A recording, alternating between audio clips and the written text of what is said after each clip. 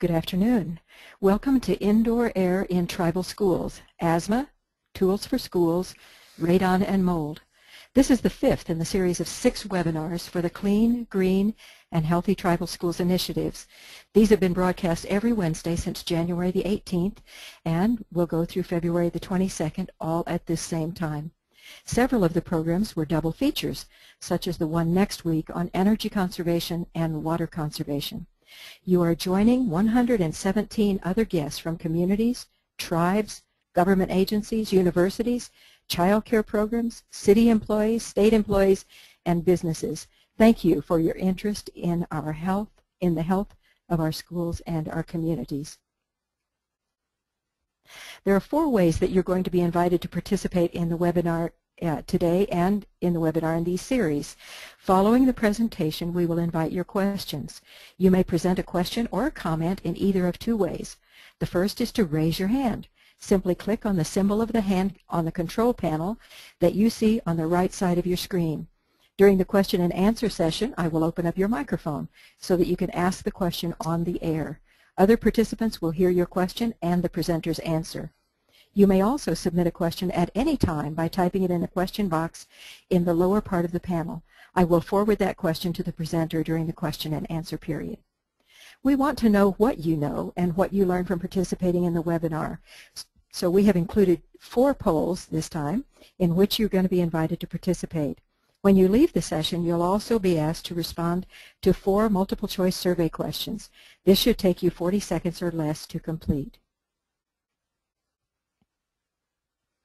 In addition to today's programs, 1 more webinar topic in our series of 6 will be presented next Wednesday, February 22nd, the double feature that I mentioned on conservation.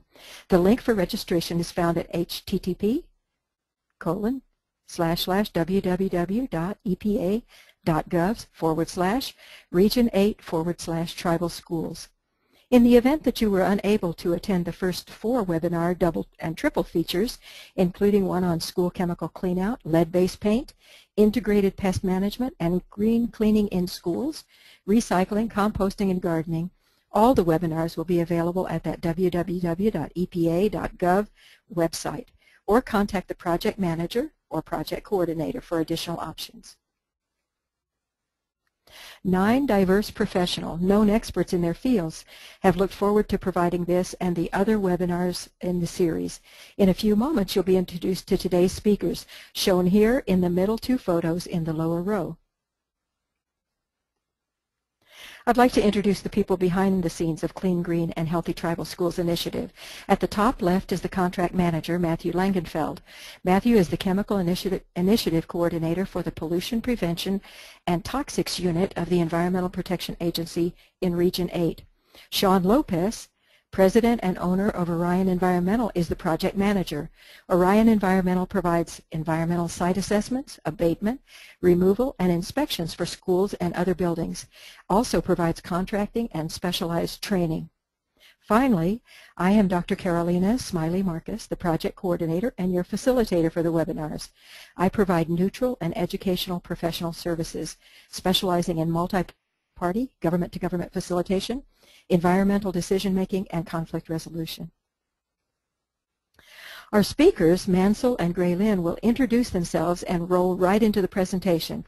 But before they give you the answers, will you respond to the following true-false 4 questions by selecting and clicking on the answer you prefer. After everyone has indicated your choices, I will share the results with you. So I'm going to launch the poll.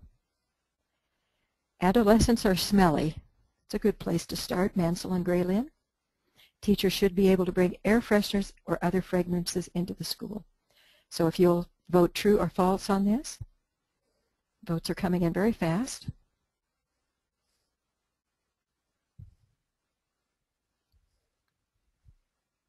%70 have voted. So if we can get everybody's opinion here, 77%, that's great. All right. I'm going to slowing down, so I'm going to close the poll and show the results. So Graylynn and Mansel, that's what people are thinking right now. Let's go to poll question number 2. The proper way to control mold is to kill all the mold spores using strong bleach solutions. Is this true or false? I'm going to launch the poll. People are voting.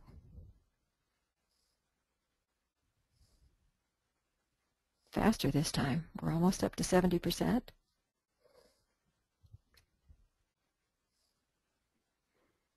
Where's that other 4% we saw last time?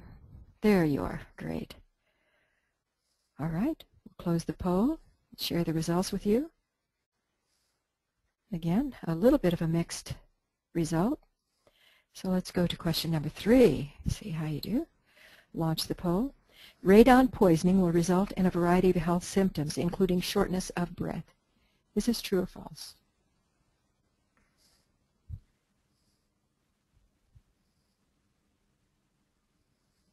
More split on this one, Mansel.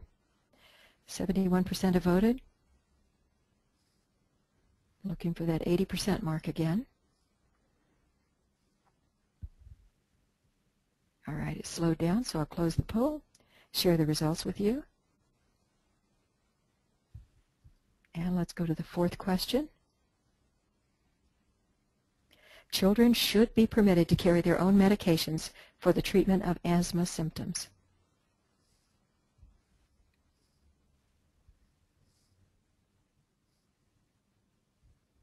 They're getting faster. It's great. All right, it slowed down, so we'll close the poll and share the results with you. Again, kind of a 75-25, 3/4 split. All right, so we'll hide those results.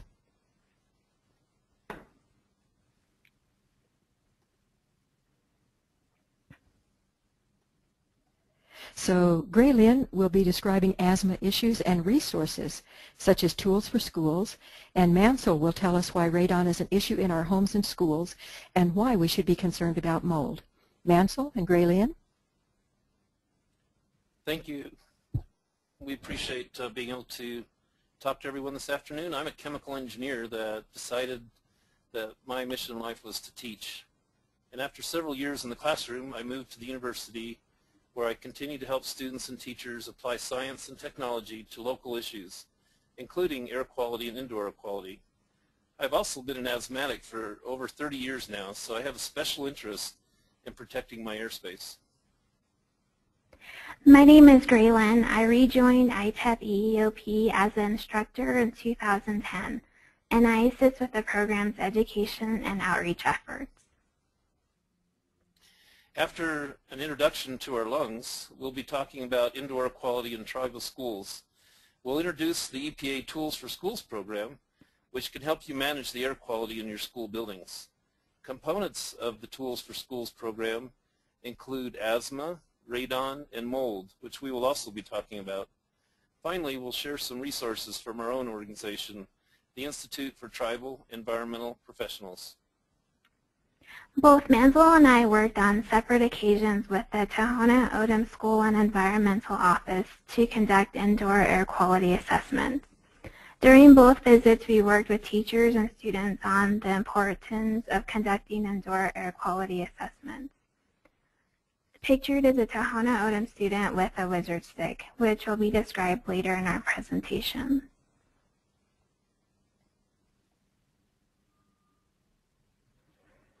Now I'll be talking about our lungs and indoor air quality. Here is a picture of a pair of lungs. Our lungs are directly connected to the environment. We breathe in any gases that are in the air, whether we want to or not.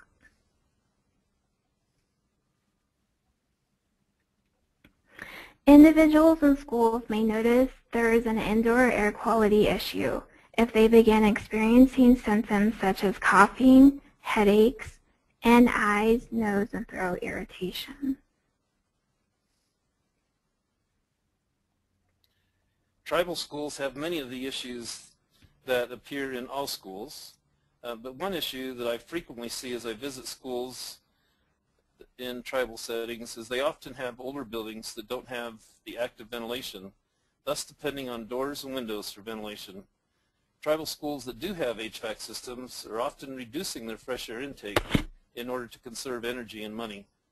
In part because of backlog maintenance, tribal schools will often have leaky roofs, which result in mold growth. Between backlog maintenance and a shortage of custodial staff, tribal buildings are often poorly maintained and the custodial staff are using obsolete cleaning practices.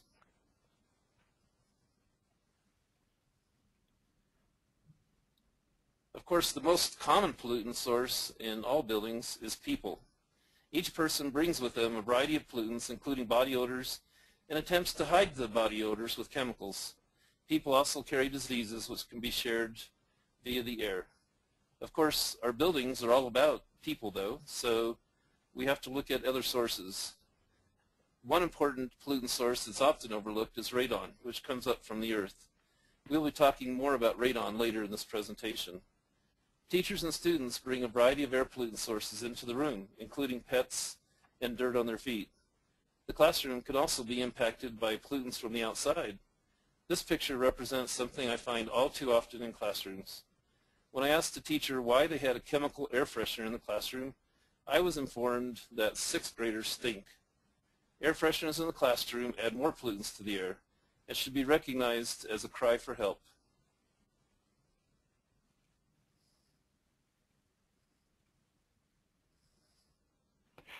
And now I would like to introduce the Tools for Schools program. The Tools for Schools program was developed by the EPA and is a comprehensive indoor air quality management program.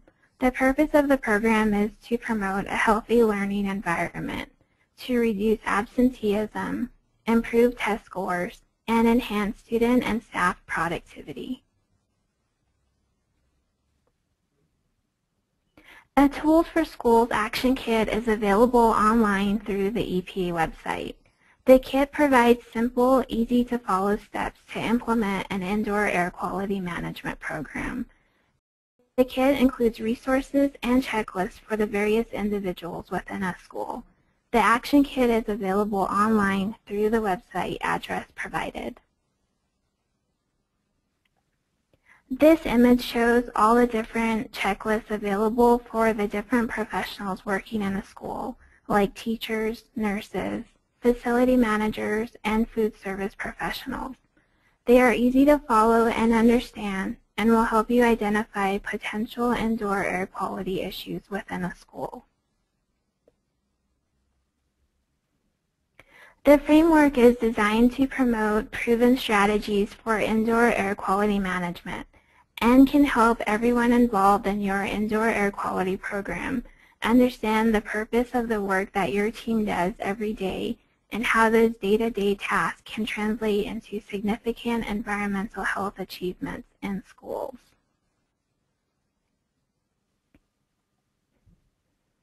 The Technical Solutions component helps school facilities and maintenance staff address issues to effectively manage indoor air quality risks. For example, solutions for providing quality HVAC include inspecting the HVAC systems on a regular basis and establishing a maintenance plan, changing filters on a regular basis, and keeping unit ventilators clear of books, papers, and other items. Mansel will address moisture and source control in a previous webinar, with Mike Daniels address integrated pest management.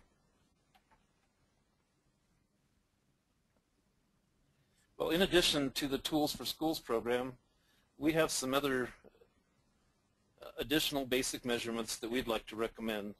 This picture shows Kermit Snow from Fort Belknap using the smoke stick that showed up in a picture earlier. This is a method for detecting airflow, which is one of our important aspects of maintaining good air quality in our buildings. Kermit is checking to make sure the fume hood is working. Another device that I would highly recommend is a carbon dioxide meter, which allows you to indirectly measure ventilation. When a classroom is not adequately ventilated, you can assume that other pollutants are also building up, including pollutants such as the body odors that we talked about earlier. A carbon monoxide monitor is important for any building that has a combustion device, such as hot water heaters, boilers, and stoves. In addition, we'd also recommend a moisture meter to help identify moisture problems that can lead to mold. There are many other measurements that you might want to consider, but these are the basic ones. And if you're interested in more, of course, we can help you with that.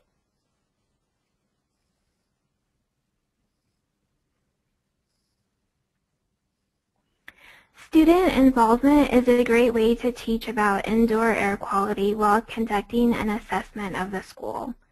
Hydroville, one of the resources listed, has 34 lesson plans on indoor air quality. Students work in teams to solve real-life-based environmental health problems. The integrated curriculum promotes teamwork, critical thinking, and problem solving. It's a wonderful resource that we've used in our summer program. Provided is a list of additional resources. I want to highlight the EPA Healthy School Environment site. The site was especially created to promote healthy school environments. EPA has a number of resources that are designed to help schools and communities take action to protect children's health in schools.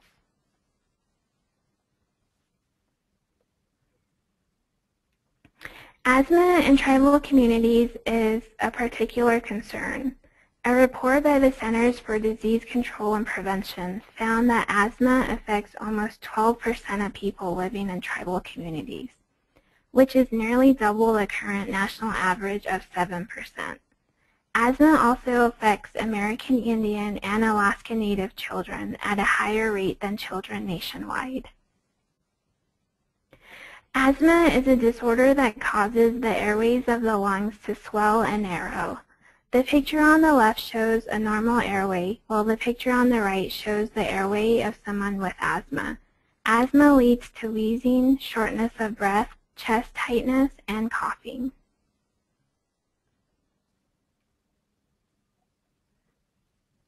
The causes of asthma are unknown, according to researchers. We do know that there is a strong link to family medical history and exposure to tobacco smoke, and there are many other connections that are still under investigation. One theory researchers have for what causes asthma is the hygiene hypothesis. They believe that our Western lifestyle, with its emphasis on hygiene and sanitation, has resulted in our living conditions and an overall decline in infections in early childhood. This affects the way that young children's immune systems develop during childhood, and it may increase their risk for asthma.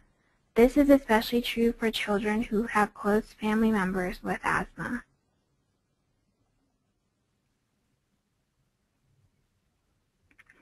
Asthma is a condition that is chronic, meaning that it's an ongoing long-term health condition. It is potentially life-threatening. It can occur at any age. It is not contagious, meaning it cannot be spread from one person to another. And it cannot be cured but can be controlled.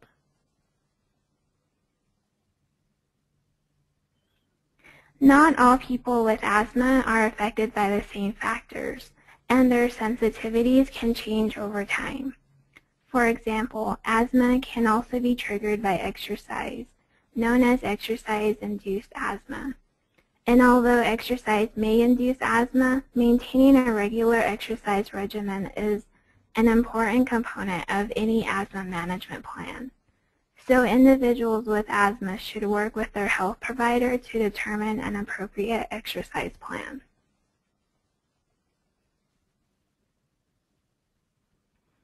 Again, asthma triggers differ for individuals. The typical triggers are listed on this slide. One that people normally don't realize is a trigger is cockroaches. There are certain proteins in cockroach feces and saliva that may cause allergic reactions or trigger asthma symptoms in some individuals. Nitrogen dioxide is another trigger. Nitrogen dioxide is an odorless gas that can irritate your eyes, nose, and throat and cause shortness of breath. Nitrogen dioxide can come from appliances inside your home that burn fuels such as gas, kerosene, and wood. Nitrogen dioxide also forms quickly from emissions from cars, trucks and buses, power plants, and off-road equipment. Smoke from your stove or fireplace can also trigger asthma. And studies have shown a connection between breathing elevated levels of nitrogen dioxide for a short period of time and increased visits to emergency departments and hospitals for respiratory issues like asthma.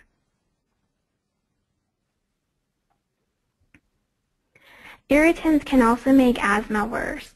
Outdoor air pollution, including diesel exhaust from buses, can cause asthma episodes. The Tools for Schools program recommends passing a no idling policy near school buildings. This helps reduce indoor air pollution from school bus exhaust. Scented products such as perfumes, body creams, or scented candles can also cause asthma to flare up. And as Mansel mentioned, school personnel may contribute to the problem by using products in school to mask the smell of other odors.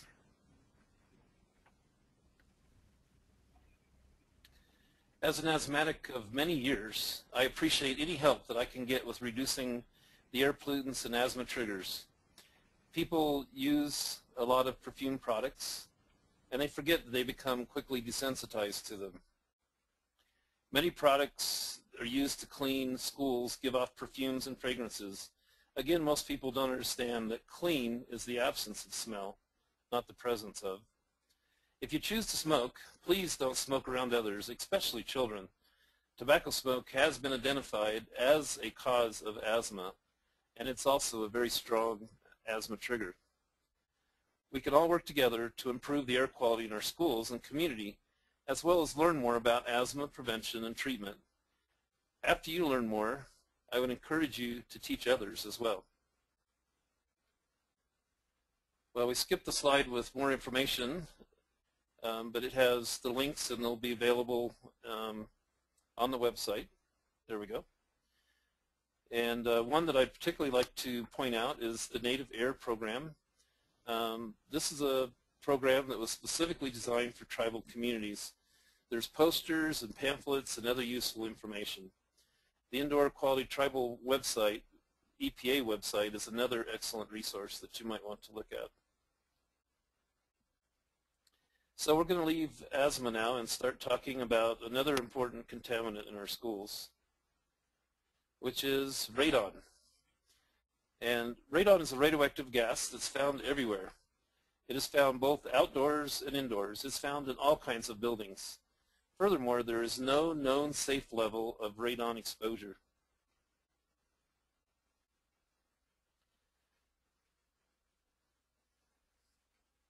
This chart gives us a lot of information about radon, where it comes from, and why it is important consideration for our air quality. Radon is a decay product from uranium, as shown in the chart. The precursors to radon are all solids, so it's difficult for them to move around. Once radium, and if you look on the slide there, you'll see radium several steps down from uranium, decays to radon, then radon is a gas, so it can move around. And of course, all of this is occurring in the soils. Another factor to consider is the short half-life of radon and its daughters. So we're looking at these products here. Within a short amount of time, there are several decays, each releasing radiation that can lead to damage in the lungs.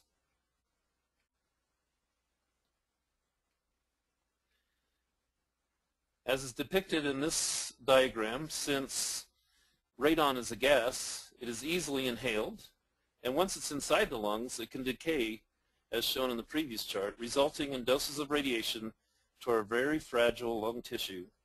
The radiation damages cells that can become cancerous growths.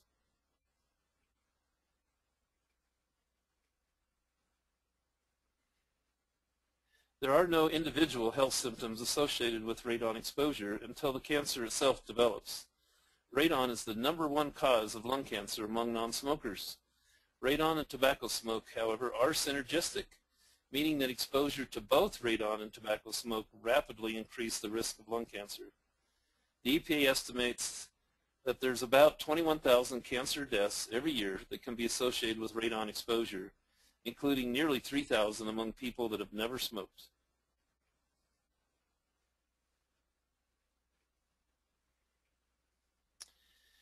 Here you see Kermit again, and he's setting up a radon canister to test for radon in a school. The action level recommended by EPA is 4 picocuries per liter. This unit is a measurement of radioactivity. Based on other risk factors, you might want to consider mitigation even as low as 2 picocuries. Fortunately for Kermit and for the school that he was testing, this particular test was less than 2 picocuries.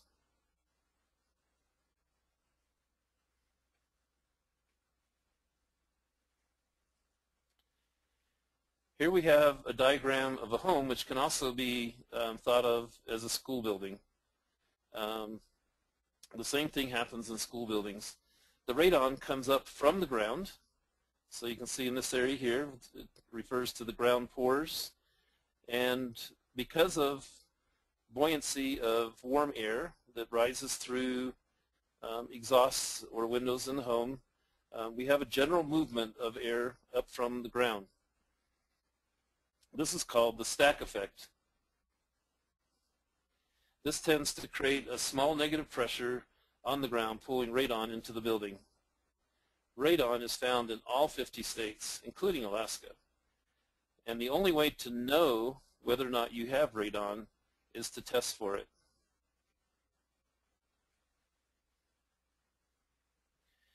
Here you see some radon test kits. These can be ordered, and we'll give you, well, there's the website where they can be ordered online. These canisters need to be exposed for a period of time as outlined in their instructions and then sent to a laboratory to be tested. There are other ways to test radon, but these would be the main ones that most of you would find useful.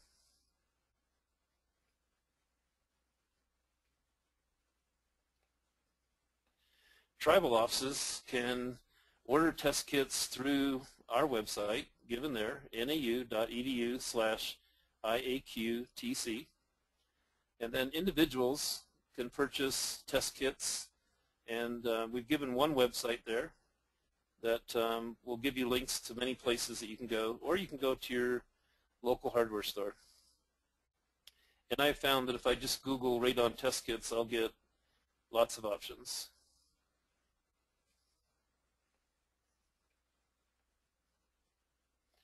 So if you do test positive for radon, the next step is mitigation. The mitigation process involves diverting the radon around the building as shown in these pictures. So down here we see underneath the building, and this pipe is actually connected through to the outside, and with a circulating fan we can move the air from underneath the building up and out of the building instead of into the building. And there's several steps to do this, including laying down barriers and things like that. Another picture will show you a little more detail. This one would be more like the situation that we may have in some of our schools where we have an HVAC system, because the HVAC system helps create a positive pressure, reducing that stack effect. And then we can also do the same thing with polyurethane sealants on the ground, and then diverting the radon up and through the building.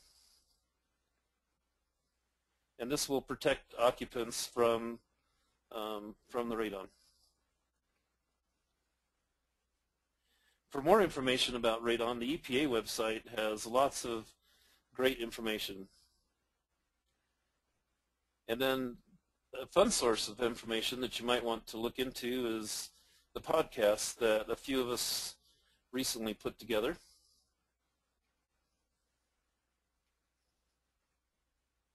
This podcast was done in cooperation with the Native American Calling Show, and it was a radio show that was actually produced by them. And we had Twali Abrahamson and Vivian Craig, as well as myself as the featured speakers, and then we had callers calling in with a variety of different questions.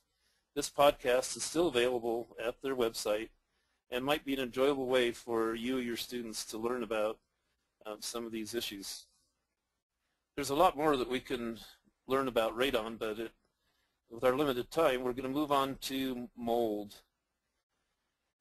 And mold is actually a moisture problem. Here you see mold as you would see it under a microscope.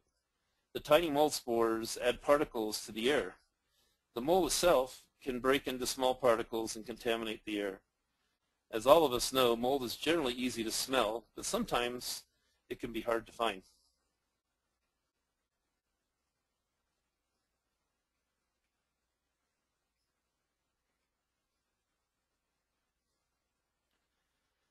Mold naturally lives in the soil, and it helps with decaying organic matter. It breaks down leaves and wood and plant debris outside, and is an important part of the ecosystem. Indoors, however, mold contributes to air pollution and is an asthma trigger. And of course, it's also destroying the building itself.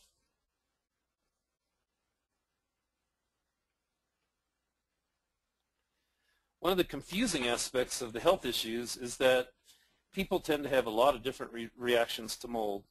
While some people appear to tolerate mold, others can have a variety of symptoms, including allergic reactions and other respiratory problems. Molds can be found most anywhere in a building, since buildings are typically built out of mold food.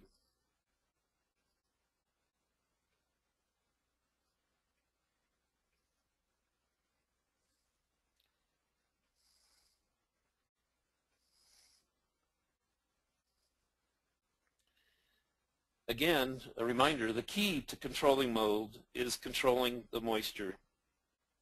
If the building has roof leaks or plumbing leaks, you need to fix the leak in order to eliminate the mold. You may also need to manage the relative humidity in the building. The recommended range of relative humidity is 30 to 60%. Controlling relative humidity includes things like venting showers and other moisture sources to the outside. You may also need to use air conditioners or dehumidifiers in humid climates to control humidity. Generally, one of the best ways to control humidity is ventilation. You also want to use exhaust fans in places like food service areas where moisture tends to accumulate. In addition to the moisture released during cooking, the main products from a gas stove are carbon dioxide and water vapor.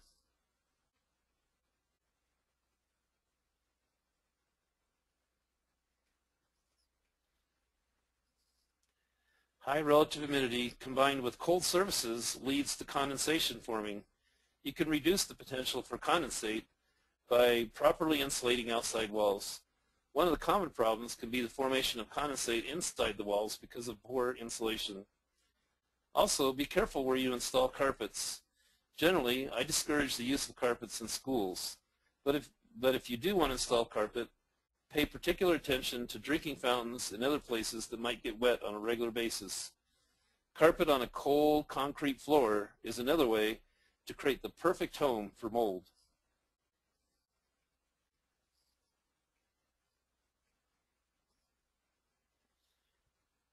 Mold growth will generally start within 24 to 48 hours of getting wet, so you want to keep things dry. If mold does start to grow, you want to clean it up and eliminate the source of moisture. There is no need for harsh cleaning chemicals like bleach to kill the mold. Simple removal with soap and water is fine on hard surfaces. Absorbent materials like ceiling tiles or carpets may need to be replaced. It is important to protect those doing the cleanup as well as the building occupants during cleanup operation. Large cleanup operations require significant protection measures such as ventilation and plastic sheeting to ensure that other parts of the building are not contaminated.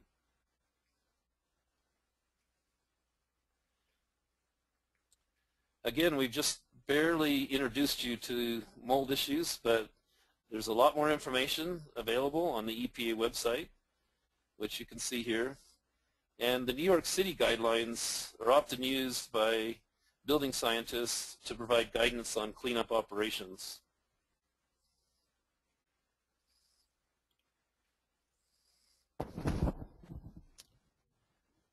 And of course, we also want to offer to anyone that has concerns or needs the resources from our organization. the Institute for Tribal Environmental Professionals. We have an air quality outreach program, and the website is there, nau.edu/EEOP.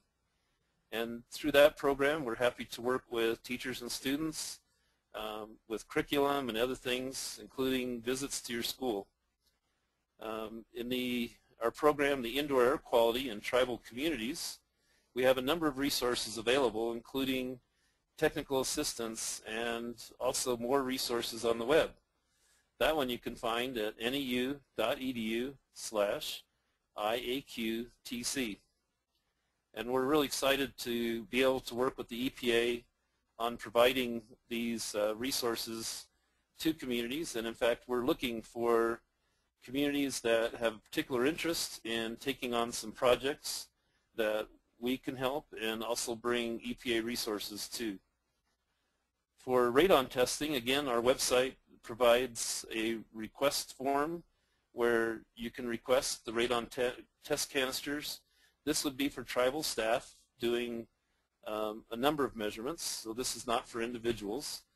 And the tribal staff can request the radon canisters, and then they would work with their community to implement the testing and get the results. We also have our American Indian Air Quality Training Program, and that can be found at nau.edu/ITEP.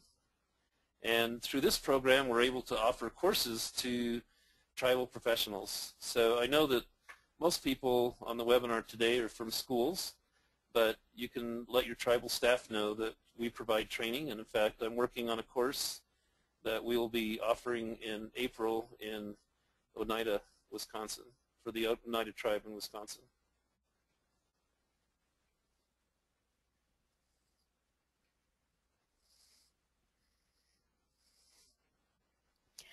We'll get to your questions next, but we hope that Mansel and Graylynn's presentation on indoor air quality in tribal schools, asthma, tools for schools, radon and mold, has added to or refreshed your knowledge of the issue. Will you respond again to the following polls? Teachers may have to bring in air fresheners to mask the odors that adolescents bring into the classroom.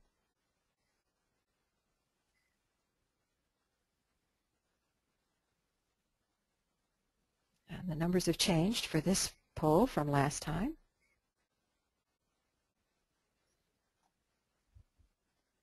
All right, 80% have voted. We'll close the poll, share the results with you. Different numbers this time, Mansel and Graylynn. So let's go to the next question. Shortness of breath is strong bleach is required to kill mold spores and control mold from spreading. True or false?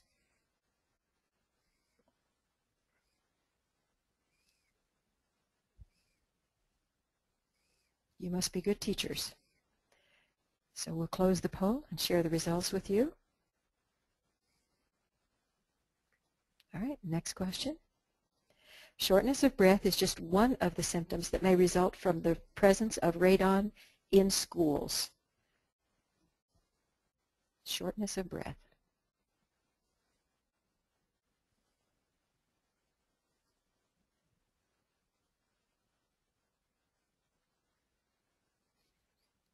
Same numbers from last time almost, so I'll share the results with you. All right, let's go to the last question. Children should be discouraged from bringing their own inhalers to school for the treatment of asthma symptoms.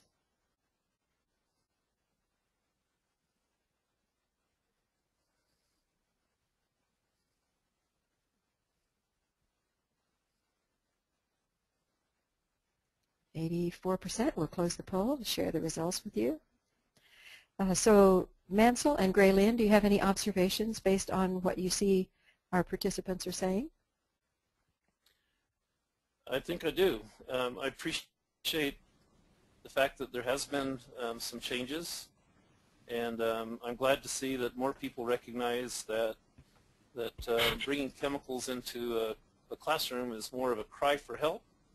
And the reality is, of course, if we increase the ventilation, then we remove those body odors, and we don't need to add the additional perfumes and air fresheners and that kind of thing. It was satisfying to see that most people recognize that bleach is not needed for mold treatment. There are some extreme situations where we have a lot of flooding and that kind of stuff where they still do recommend some use of bleach, but for typical mold that you're going to find in your school under normal situations, bleach actually just contributes to degradation of your air quality, and killing the mold is not the problem. It's removal of the mold that we're trying to focus on. And the radon one might be a little bit confusing, but the thing about radon is it's a very silent poisonous gas, in the sense that you don't really know that you've got a problem until far too late. So don't rely on the health symptoms to let you know that you have radon. You need to do the tests. Thank you. Graylynn, do you have anything to add? I have a comment regarding students bringing inhalers to schools for the treatment of asthma. Students should follow the school policy regarding medications.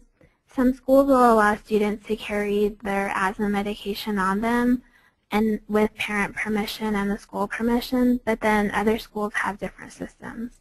So I would definitely recommend that parents check in with the school administrators to see the policies regarding medication. All right. Anything else? Thank you very much. So now we'd like to go to your questions.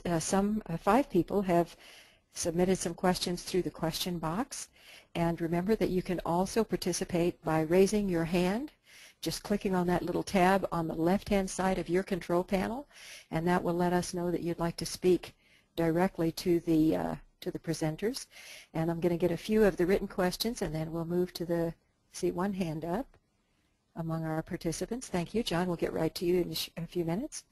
All right, so one participant is asking, Graylynn, if you would again repeat the URL for the website for Tools for Schools. The website address for the Tools for Schools Action Kit is www.epa.gov/IAQ/schools/actionkit.html. Thank you. All right. So another question. I might add that if you Google IAQ Tools for Schools, it'll come right up. All right. Thank you. And here's a question for you, Mansel. Isn't the radon kit supposed to be placed in a somewhat elevated position relative to, for example, the countertop? Countertops are fine. Basically, you want to put it in the breathing space, so we don't recommend it like on top of cabinets and things. And the reason that we had a sign on it was to let people know that they should leave it alone so that it's not disturbed during the test. All right, and another question about radon testing. Our school has had radon testing with very low-level results. How often do we need to do radon testing? Our EPA source recommends every 5 years. 5 years seems reasonable. So it sounds like your EPA source is giving you good advice. That's actually one of the questions that we plan to do a little more research on and put on our website. But in addition to the idea of every 5 years, which I think is fine, you also want to keep in mind that if you do any remodeling in the school that might affect airflows or anything that would affect underneath the building, you'd probably want to go ahead and do testing even if it hasn't been 5 years yet. All right, thank you. I can respond to the next question. Dan says that he would like to have the original PowerPoint slides for the presentation. And yes, Dan and others, those are available. I will have them ready by the end of the day today. And if you indicate that you would like to have copies of those, they're available in the Dropbox. You just have to get in touch with me, and I will make sure that you have access to that, or I can mail them directly to you. So absolutely. And the webinar itself will be ready within a week. We'll have that available. I'm going to open up the microphone. I do see, Jane, you're next, but if you'll let me open up the microphone for John. John, you had a comment or question? Yes. I know we've had some problems at our school with the mold, and we've removed a lot of the carpets and stuff that have been on our rooms and stuff like that, and gone through and are cleaning out our HVAC system as of this summer. And one of the things is that where would I get one of those moisture meters? There's some of that equipment that I'm the safety and security officer at our school, and I do quite a bit of this, quite a bit of the monitoring, and it's one of the things that we'd like to get is one of those moisture meters. Well, John, I'm sure if you can contact me, I can help you out with that. There's a number of different products that are available depending on the exact application that you're wanting to use. And I actually do have a website also that's not linked into our IAQ website yet, but I have a website with some information about that as well. So if you can email me, then I can get you that information and discuss it if I can be of any help. And that address will be on the next slide, John. So I have a question here. What is the relationship, if any, between the moisture mold problem and the mites cockroach problem? Are these synergistic? Well, from a health perspective, I would certainly expect that they might exasperate. I don't specifically know that they are synergistic, but I can tell you that as an experienced asthmatic, that as you have increasing more and more exposures of a variety of types, the probability of triggering an asthma attack increases. So you definitely want to do all you can to eliminate as many of the triggers as possible in order to control the trigger of asthma. All right. And Barry, I see your question. I think I answered that already. Absolutely. You can have a copy of the PowerPoint slides, and those will be available. I'll be sending out messages to the attendees today, and you'll have that information within about an hour, maybe an hour and a half when they release the attendance list. So next question, are there any laws or regulations that exist or that EPA could develop to ensure that school administrators are addressing mold or radon? And we do have Matthew on the line if you'd like for me to open his up to have him speak to that, Mansel, but maybe you can. Well, I certainly can, and I'd also love to hear from Matthew as well. This question does come up from time to time, and I appreciate the fact that they're asking the question. But for the time being, as a matter of national policy, basically, we've decided not to try to regulate indoor air, and there's probably a variety of reasons behind that decision, including the difficulty of doing it, and also, if you could imagine, the possibility of imposing on people's homes. But in the school area, I would be all for more regulatory enforcement. But on the other hand, one of the advantages of the lack of regulation is that I can go into a school as a friendly advisor and educate them and let them make the decision about what their priorities are. So I think there are some advantages, but I definitely would like to see more administrators concerned with these issues and taking action. Matthew, I'm going to unmute you. Is there anything you'd like to add? Matthew Langenfeld, he's the project coordinator, project manager. Thank you, Carolina. I would just like to confirm that Mansel's answer was correct, and I really don't have anything to add to that. All right, thank you. Okay. Question about this. What if the countertop is made from, for example, Brazilian granite? And I think they might be referring to the radon issue. Mansel? Yes, I hear that question from time to time, so I recognize it. It's certainly a possibility. All the building materials that are natural materials could potentially have the radioactive precursors to radon. And of course, the way to know whether or not it's a problem is to test your home. So you test for radon, and it'll give you an assessment of basically your overall home over time. And that'll let you know whether or not you have an issue. And if you do have high readings, then you certainly might want to look at the building materials of your home and consider making some adjustments. And actually, this has happened in an extreme situation in places like Navajo Nation and Spokane Tribal Nation, where they have a lot of uranium mining. People have actually taken products from the mine and integrated it into their home, whether it be through cement or building blocks or other things. And we tend to find very high radon readings in those kinds of structures. So it's definitely a potential problem, and the way to know is to test your home for radon, and then you might need to make some decisions about making some changes in the structure of your home. Thank you. And Vivian contributes that she says 4 inches from any other object, and I'm not sure if she's talking again about radon. She says that's the protocol. Yeah, she's the radon project officer at Navajo Nation and very experienced with doing the testing. So. All right. So, Vivian, would you like for me to open your microphone to have you add anything to that? I have to scroll down to your name. I'm going to open it up. Vivian, would you like to add to that?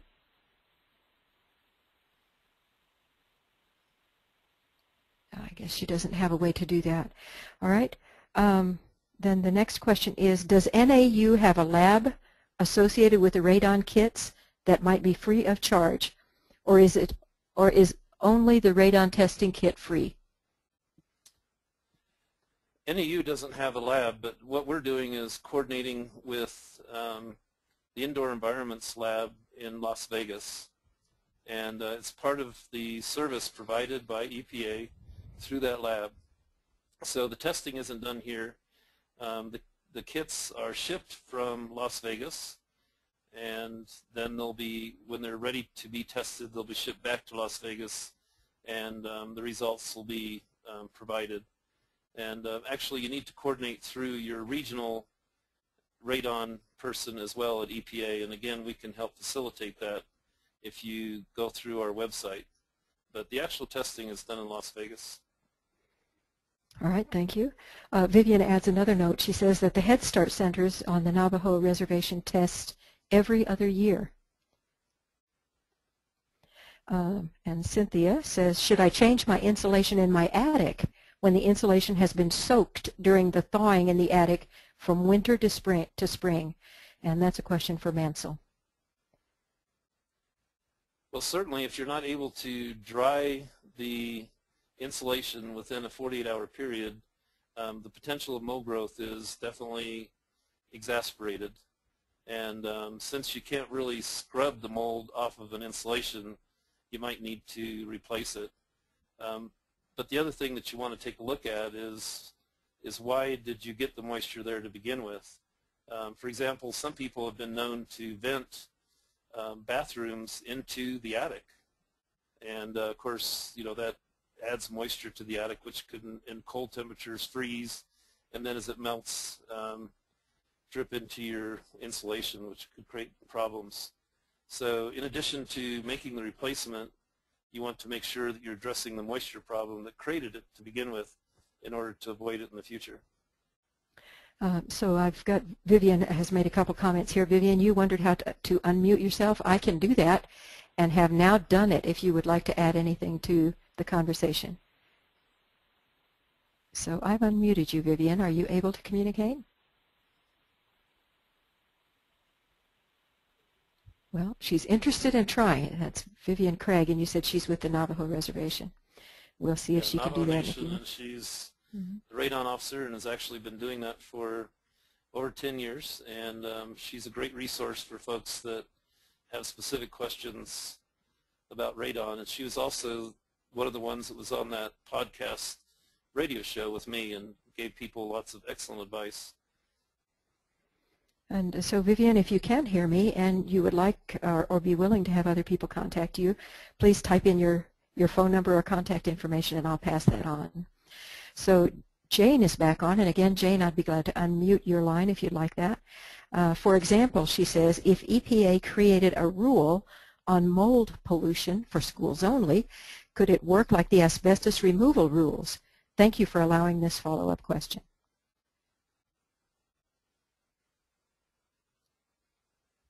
That might be a question for Matthew again, but I certainly would say that it could be a possibility, but there are issues and concerns with turning these into regulatory issues.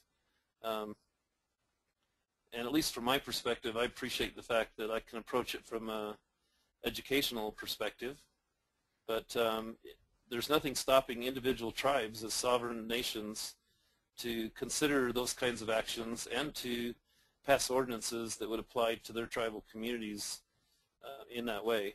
But I can tell you that it'll take a lot of work and community education to make those laws effective. And one thing to keep in mind is, at least from my perspective, laws are really just to enforce those who refuse to acknowledge and learn.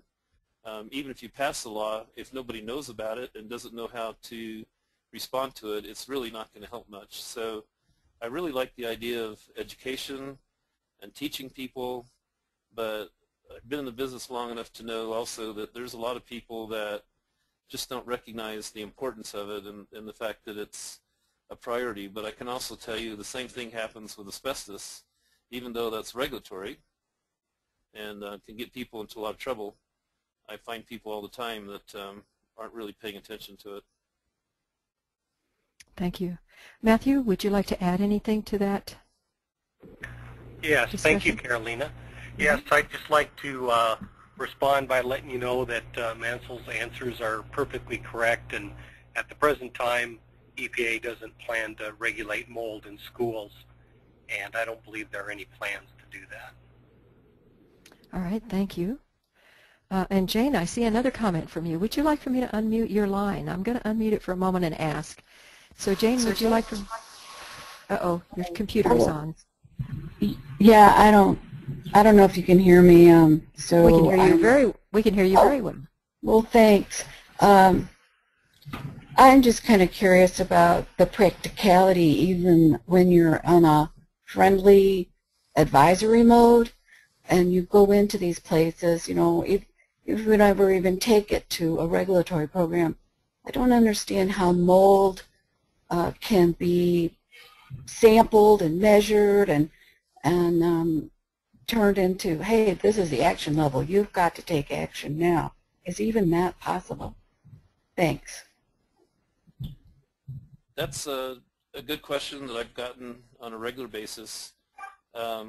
Mold is rather complicated to measure, as you're suggesting, with an action level. Part of the complication is that mold is one of our natural products, and so mold spores actually will enter the building through any openings, including fresh air intakes and doors and windows. So mold is already present in the environment, at least the mold spores. But there can be situations where you might want to do some sampling, but I want to emphasize that the EPA typical response is they don't recommend sampling. They recommend visual inspections, looking for water, and cleaning it up as we suggested, as opposed to the other process, which, as I said, it would just be very, very difficult to quantify and to create an action level. Thank you. All right, so here's another question, and I don't know what this is myself, so I'm not sure which one of you would answer it. Is the extra cost of higher MERV rated filters worth it? I'm not sure I understood the letters that you, MERV, and I can ask, okay, I can ask Brad if he wants to, oh, you've got it? Okay. No, I understand now. And Brad might have some other insights as well, but the MERV rating and the filters that you're putting into furnaces actually are primarily protecting the furnace equipment itself from damage due to the accumulation of dust and that kind of thing. But anything that you can do that's within the specs of the furnace can certainly also help the indoor air. So one of the things you want to be careful of is that you not put in a filter that exceeds the specs on the furnace, because then you're creating a little bit more work for the furnace and you might wear it out. As far as quote-unquote being worth it, it's really hard to say on a cost value, because it really situational dependent. What kind of situation do you have? What are you facing? Some of the schools I work with in Navajo Nation are facing really bad dust storms, and in their case, some efforts to do some filtration might even be essential for health. In other cases, maybe not so much. So it just kind of depends on your situation. All right. Brad, if you want to speak directly to Mansel, just raise your hand and I'll be glad to unmute your microphone. So Vivian is giving us some additional information. She's having trouble with unmuting her microphone, but here's what she says. Navajo Nation Radon program will be having a radon mitigation training, hopefully at the end of March, for 3 homes. We will only allow 30 students. The homes will have a crawl space, sub-slab, and one of the solar mitigation systems. So I think that's just a comment, but do you have any encouragement to give her, Mansel or Graylynn? Well, I'll be calling her to talk to her because I knew that this was coming up, and I'm glad to hear that they're able to get it scheduled, and we'll help recruit for it. But I would definitely encourage people that are concerned about mitigation to participate, because this is going to be a chance to get some hands-on visual training. It'll be very valuable for taking back to your own community. All right, thank you. That's all I have one comment here, and that is Wayne said he thought the webinar started at 3:30. So for those of you who are in Central Standard Time, I think that many of you didn't realize that the webinar and the webinar next week as well starts at 3:30 Mountain Standard Time. That's 4:30 Central Standard Time. So we're glad to have you, but we're on Mountain Standard Time here where we originate the broadcast. Next week we'll be looking at another webinar, and it will start at 3:30 Mountain Standard Time. I don't see any more questions, so you've done a great job. Graylynn, any last comments since Mansel has taken the load of answering questions before we go on? No additional comments, but we were thankful to be part of this, and we hope that we'll be hearing from the participants if they have additional questions for us. Great, thank you. Thank you, all of you, for attending the Indoor Air Quality, Asthma, Tools for Schools, and Radon and Mold webinar. After this brief announcement, Mansel, Graylynn, and I will remain on the broadcast for just a few extra minutes to be sure we've answered all your questions about indoor air in tribal schools. Our Clean, Green, and Healthy Tribal Schools Initiative will be sponsoring a 2-day workshop in June or July this year. The workshop will include some of the programs featured in this series and additional topics. Participants will have opportunities for discussion and collaboration with the presenters themselves, as well as co-participants in person. Please let us know if you might be interested in attending. When you leave the session, you'll be asked to respond to 4 multiple-choice survey questions. These should take 40 seconds or less to complete. Thank you so much for your participation. And as I said, Graylynn and Mansel and I will stay on the line just for a few more minutes to be sure that there's no other questions coming in. And you are welcome to invite us to open up your microphone or to send us a question via the question box. So Mansel and Graylynn will stay on just for a few minutes to see if there's any more questions. I'm getting some thank yous. Thank you very much. Somebody says this is a great webinar. Another thank you with a smile. I just wanted to say thank you, says Jennifer. It was a great session, says Kermit. Oh, Kermit's on. Hey, Kermit. You're now famous. We had your picture all over the webinar, so thanks for being a part of it, and look forward to be working with you in the future. So I unmuted you, Kermit, if you want to say anything. I don't know if he's still on, but that was Kermit Snow. We met him in the presentation. That was great. thank you for a well-developed session. Kermit did send you a note, said, "How are you doing, Mansel?" and let you know that he saw it. Thank you for the great webinar. As an environmental professional, it was helpful, says Allison. And Robin says, "Thank you, Swinomish Housing Authority." Vivian's asking for a copy, and of course, we'll make that available. Kermit says he can't come on. He doesn't have a microphone. Alana says, "Great webinar. Looking forward to next week." And from Robin, we just get a big smile here. So very nice comments and following up the webinar.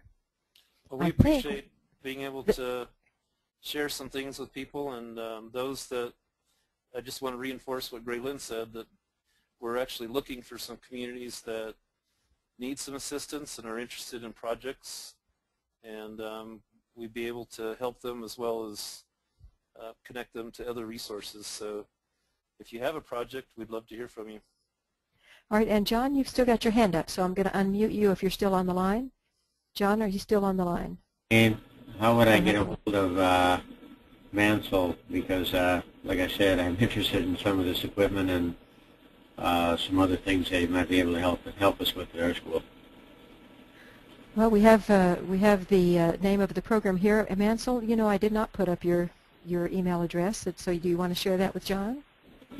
Yeah, it's just, John, it's just my name, so mansel.nelson@nau.edu.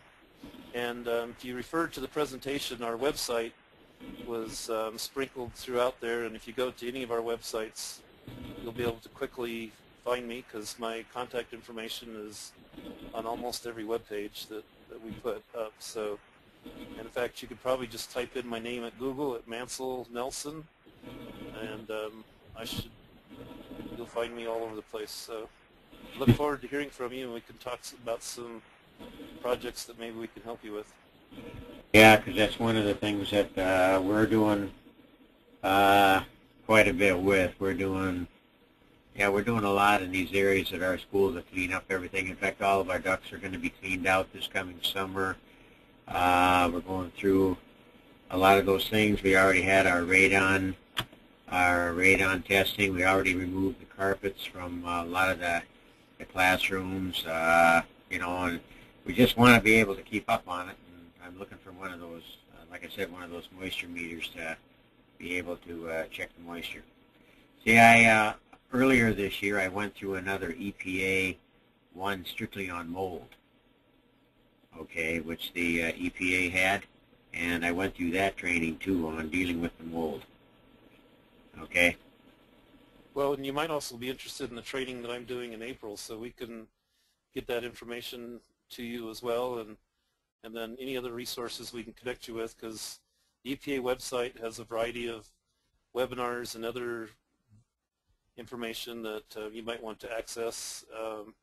Rich Perel and David Blake have done a series of videos that are very helpful for people that are wanting to do some school assessments. So we can connect you to a lot of different resources to get some additional work done. So definitely look forward to hearing from you. And Robin, I'm wondering if you would like for me to open your microphone, because you had several comments here and requests.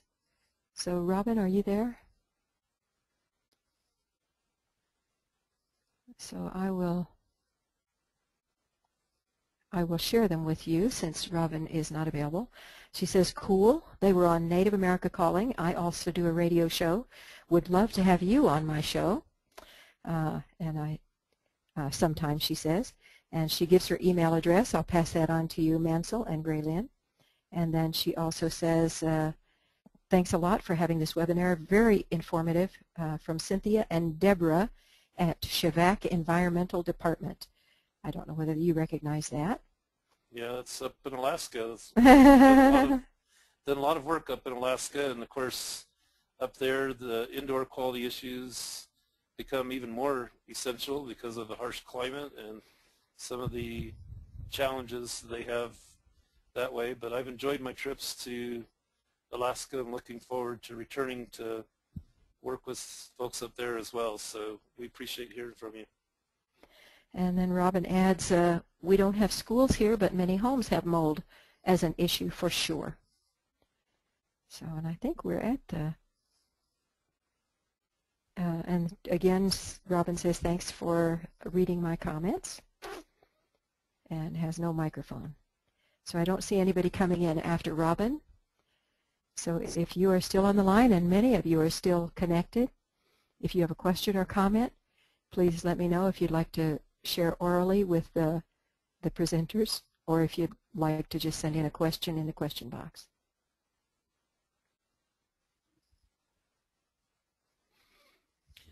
Well, and Graylynn, I'd like to say that I definitely enjoyed doing the radio show, but to make it lively, we need to make sure we invite Vivian.